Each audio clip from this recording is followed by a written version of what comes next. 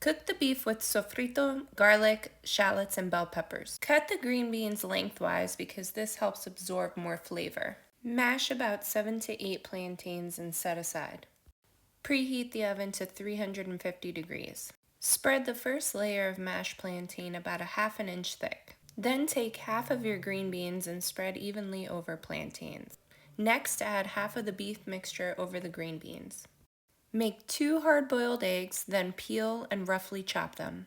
Take half of the chopped eggs and use as your next layer. Add another layer of plantains, but only a ½ inch thick.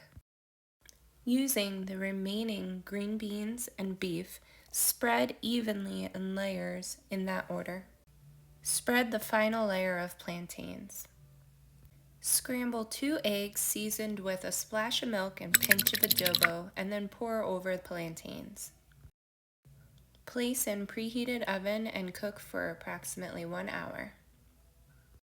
Break time. Rotate at 30 minutes. Check to see if it's browned on top. If not, place back in oven and broil at low. And there you have it. I hope you enjoy.